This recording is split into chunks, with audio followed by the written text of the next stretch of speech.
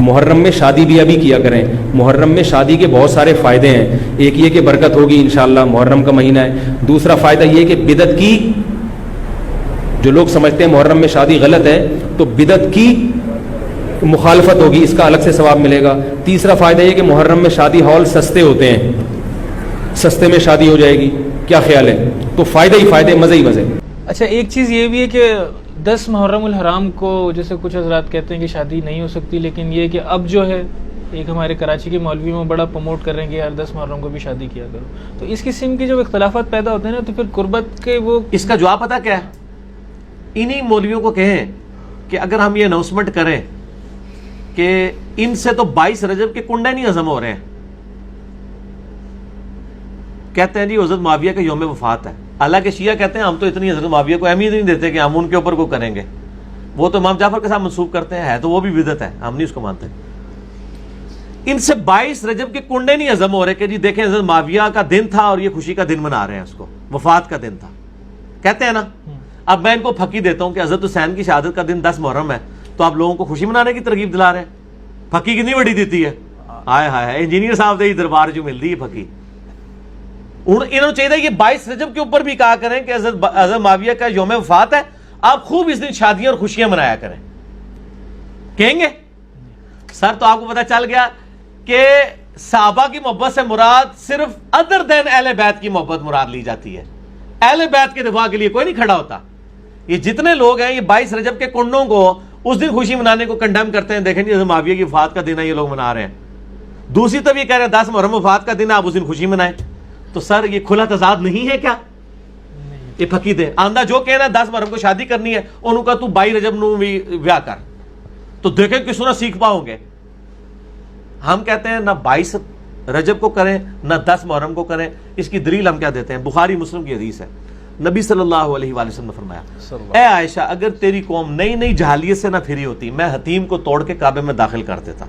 لیکن یہ کہیں گے کعبہ ہی توڑ دیا, آج تک حتیم باہر ہے, فتنے کی ڈر سے. قرآن میں فتنہ قتل سے بڑھ کے.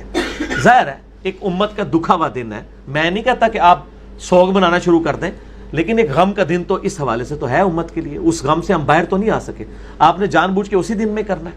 آپ 11-12 محرم کو کر لیں شادی, ایون 10 محرم کا ہم شریف فتویٰ تو آپ پہ نہیں لگائیں گے, لیکن ہم وہی والا فتویٰ لگائیں گے جو آپ 22 رجب کے اوپر لگاتے ہیں. آپ امیر معاویہ کے لیے آپ کی رگ بھڑکتی ہے, جو خلیفہ راشد بھی نہیں ایک ملک ہے. ہم خلفۂ راشدین کے لیے کیوں نہ تڑپیں, ان کے بچوں کو قتل کیا گیا ان کے لیے کیوں نہ تڑپیں.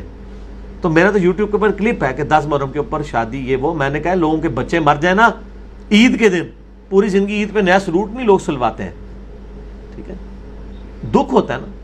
باقی یہ کہ وہ ماتم نہ کیا جائے یا سوگ نہ منایا جائے, لیکن غم تو انسان ختم نہیں, غم تو نبی علیہ السلام نہیں کر سکے. پھکی لے لیں اس پہ. نبی علیہ السلام کے بارے میں قرآن میں ہے حریص علیکم بالمؤمنین رؤوف الرحیم, ٹھیک ہے جی. فتح مکہ پہ واشی مسلمان ہو گیا. فتح مکہ پہ حضرت حمزہ کو فوت ہوئے ہوئے کتنے 3 دن گزرے تھے, کیا 5 سال گزر چکے تھے, تو نبی اسلام کا غم تازہ تھا. کسی نے حضور کو مشورہ دیا, حضور 3 دن سے بعد تو سوگ ہی نہیں ہوتا, آپ حمزہ کو لے کے آج تک بیٹھے ہوئے. نبی علیہ السلام فرمایا واشی تو واشی ہے یا رسول اللہ, قاتل حمزہ یا رسول اللہ, تو ایسا کر سکتا ہے, مجھے اپنی شکل نہ دکھا. یہ صحیح بخاری پڑھ رہا ہوں, کسی حکومتی ملے کی لکھی ہوئی کتاب نہیں پڑھ رہا ہوں, اور میں مجھے اپنی شکل نہیں دکھانی, تو قاتل حمزہ ہے. اس نے نہیں کہا یا رسول اللہ حمزہ کو تو مرے 5 سال ہو گئے, آپ آج تک سوگ لے کے بیٹھے ہوئے. سر حمزہ کے قاتلین کی تو شکل نہ حضور دیکھیں, چچا سے تو زیادہ محبت اولاد سے ہوتی ہے نا. حسن و حسین کے قاتلین کی شکلیں دیکھیں گے یہ لوگ, نبی علیہ السلام ان کی شکلیں دیکھیں گے. وہ انشاءاللہ ہوگا جو بخاری مسلم میں ہے, سحقا سحقا لمن غیر بعدی, اس میں بھی الفاظ ہیں اصحابی اصحابی. انہوں نے امتی امتی والی طریق پیش کرتے ہیں. 8 طرق ہیں بخاری مسلم میں, ٹھیک ہو گیا. میں اور طرف چل پڑوں گا, اس لیے میری زبان باندھی رہنے دیں. یہ سوگ کی بات کریں تو ان کو یہ بھی بتایا کریں کہ نبی علیہ السلام سوگ منا رہے تھے کیا, آپ کو غم تھا کہ قاتل حمزہ ہے. ہمیں بھی غم ہے کہ آپ 10 محرم والے دن کم از کم حسین علیہ السلام کے فضائل نہیں بیان کر سکتے. ظالموں, لوگوں کو شادیاں کروانے کی تو ترغیبیں نہ دلاؤ, شرم کرو, ڈوب مرو. یہ کون سی آپ اسلام کی خدمت کر رہے ہو؟ آپ ہوتے تو نبی علیہ السلام کو بھی پھر مشورہ دیتے کہ بھی آپ حمزہ کا غم چھوڑ دیں, واشی کو گلے سے لگا لیں. پوری زندگی واشی حضور کے سامنے نہیں آیا. سر یہ علیحدہ بات ہے, اللہ تعالیٰ نے اس کو پھر بچایا ایمان کی بدولت کے. مسلمہ کذاب کو بھی اس نے قتل کیا, ٹھیک ہے جی. اللہ تعالیٰ ان کو معاف کرے, ہم مطلب ان کے لیے پازیٹیو.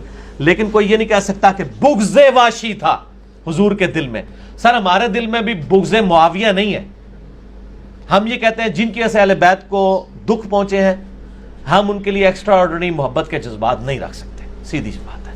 آپ اس کو بغض کہہ لیں تو پھر آپ نبی علیہ السلام کو بھی بغض واشی کے ساتھ منسوب کر دیں تو ٹھیک ہے, آپ ہمارے بارے میں بھی کر لیں, کوئی مسئلہ نہیں, ہمیں کوئی اعتراض نہیں ہوگا. لیکن اصول سر ایک رکھیں, کیونکہ نبی علیہ السلام فرمایا میری بیٹی فاطمہ بھی چوری کرے گی, اس کے بھی ہاتھ کٹیں گے. تو یہ ٹوٹکے انہوں نے بنائے ہوئے ہیں. پھر یہ بغض معاویہ تو بات ہی چلی ہے.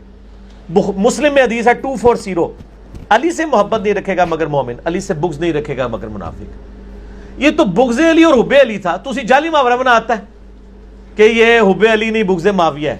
ہم کہتے ہیں جو کچھ آپ کر رہے ہیں نا یہ حب معاویہ نہیں ہے, یہ بغض علی ہے. اور بغض علی کا تو لفظ سنن نسائی میں 3009 نمبر حدیث ہے, تلبیہ والے چیپٹر میں.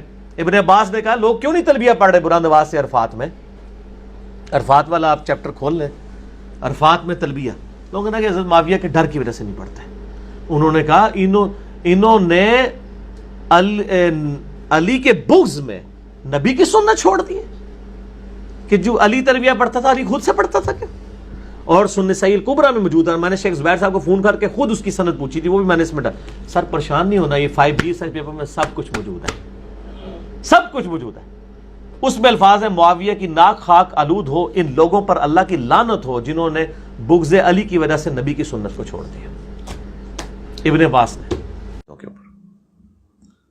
محرم میں شادی کرنے کو جو لوگ کنڈیم کرتے ہیں نا, وہ بھی یہ نہیں کہتے کہ محرم میں شادی کرنا حرام ہے. یہ صرف اخلاقاً وہ آپ سے ڈیمانڈ کر رہے ہوتے ہیں. اگر آپ کے گھر میں میت پڑی ہوئی ہو تو شادی کیا آپ ڈیلے نہیں کرتے؟